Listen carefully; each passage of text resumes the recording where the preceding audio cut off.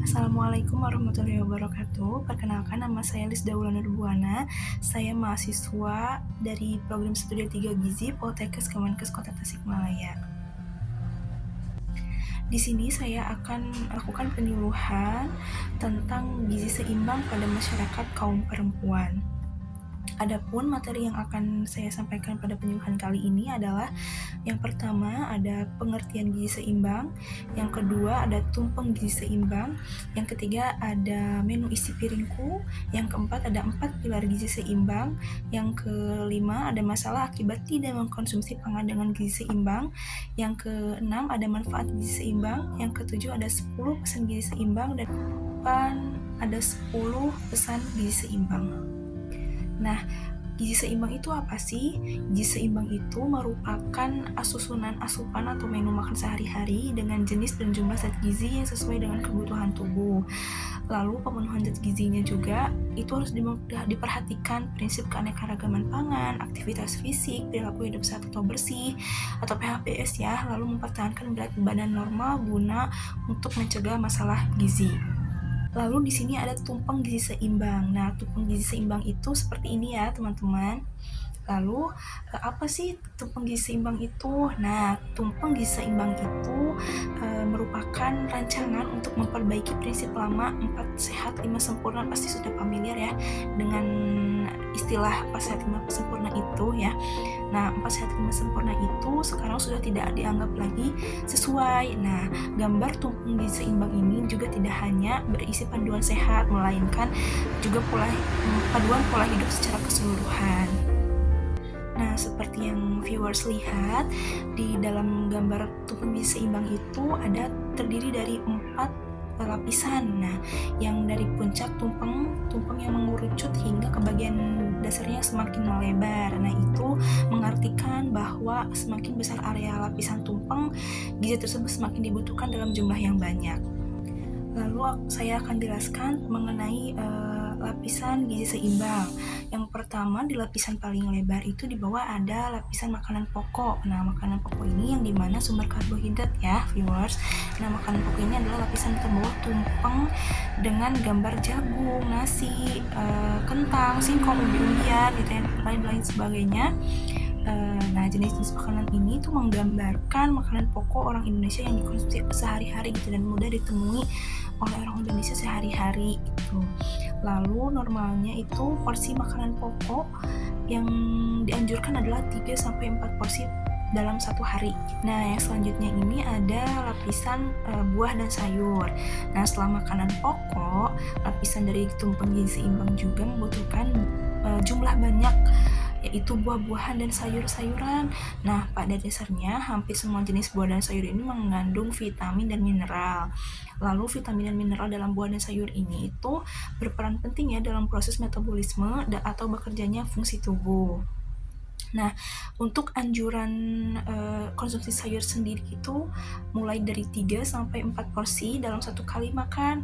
Nah, sementara untuk porsi buah itu disarankan untuk mengkonsumsi 2-3 porsi dalam satu kali makan. Lalu untuk lapisan ketiga ini ada sumber protein.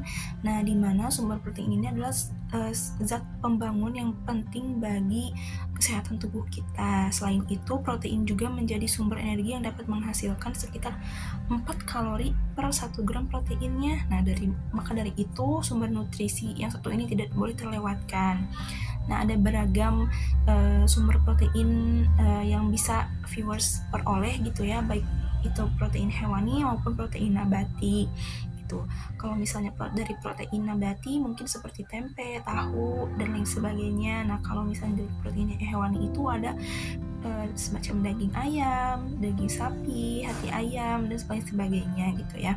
Nah, anjuran konsumsi dari protein ini disarankan untuk satu kali makan itu 2-4 porsi per hari. Lalu untuk lapisan teratas yang paling mengkerucut itu ada garam, gula, dan juga lemak. Nah, pada puncak piramida makanan tumpeng ini viewers dapat melihat ya, ada gambar sendok gula, garam, dan juga lemak gitu ya. Nah, Pada gambar yang sempit ini menandakan bahwa Anda tidak boleh terlalu banyak gitu ya mengkonsumsi ketiga jenis makanan tersebut gitu. Nah, agar lebih mudah mengingat gitu ya, anjuran konsumsi gula, garam, dan minyak itu bisa disingkat menjadi G4, G1, dan L5, di mana untuk G4 sendiri itu yaitu G-nya itu untuk gula. Nah, 4-nya itu maksimal 4 sendok makan atau setara dengan 50 gram per orang per harinya. Nah, yang kedua ada G1. Nah, G-nya itu adalah gula, dan satunya itu maksimal itu mengkonsumsi 1 sendok teh setara dengan 5 gram per orang per harinya. Nah, yang L5 itu, yang L itu lemak, dan 5-nya itu 5 sendok makan, yang dimana itu setara dengan 67 gram per orang per harinya. Perlu diingat juga ya viewers juga harus mempertimbangkan kadar gula, garam, dan juga lemak pada jenis makanan seperti ciki gitu ya, makanan cepat saji, makanan kemasan, atau minuman kemasan gitu ya, dan lain sebagainya. Viewers seharusnya sudah mulai aware ya terhadap kesehatan diri masing-masing gitu ya. Nah, sekarang mulai bisa membiasakan gitu ya, membaca label informasi nilai gizi gitu pada kemasan atau minuman untuk mengetahui berapa banyak gitu ya dari 3 komponen gula, garam, dan lemak dalam satu bungkus kemasan makanan atau minuman tersebut. Nah, dengan begitu viewers itu dapat menghitung apakah sudah sesuai dengan pedoman gizi seimbang atau tidak. Lalu yang kelima ada air putih. Nih, ini terakhir ya. Nah, komponen ini juga komponen tidak kalah penting gitu ya dengan komponen-komponen yang sebelumnya gitu. Nah, air merupakan salah satu zat gizi yang sangat penting bagi kesehatan gitu ya, karena memiliki banyak fungsi penting bagi tubuh gitu ya, yang diantaranya ada membentuk tubuh, mengatur suhu tubuh, melarutkan zat-zat tertentu gitu ya, lalu sebagai media pembuangan racun serta sisa metabolisme. Nah, umumnya setiap orang itu direkomendasikan untuk minum air putih sekitar 8 gelas per hari atau setara dengan 2 liter air ya. Nah, ini juga untuk mencegah dehidrasi yang nantinya bisa berkembang menjadi masalah kesehatan yang serius gitu ya. Lalu yang selanjutnya itu ada menu isi piringku. Nah, menu isi piringku ini merupakan program bagi masyarakat dalam memahami bagaimana porsi makan yang tepat untuk memenuhi kebutuhan gizi gitu ya. Nah, menu isi piringku ini juga merupakan pengganti konsep dari 4 sehat 5 sempurna. Nah, konsep 4 sehat 5 sempurna ini sudah tidak digunakan lagi. Nah, konsep lama ini itu tidak lagi mengakomodasi gitu ya pemenuhan gizi seimbang. Nah, isi piringku ini juga menggambarkan porsi makan yang dikonsumsi dalam satu piring yang terdiri dari 50% buah dan sayur, lalu 50% yang lagi sisanya itu terdiri dari karbohidrat dan juga protein, maupun itu isinya protein hewani maupun protein nabati gitu. Nah, selain itu, isi piringku juga menekankan untuk membatasi konsumsi gula, garam, dan lemak seperti yang telah saya sampaikan sebelumnya gitu.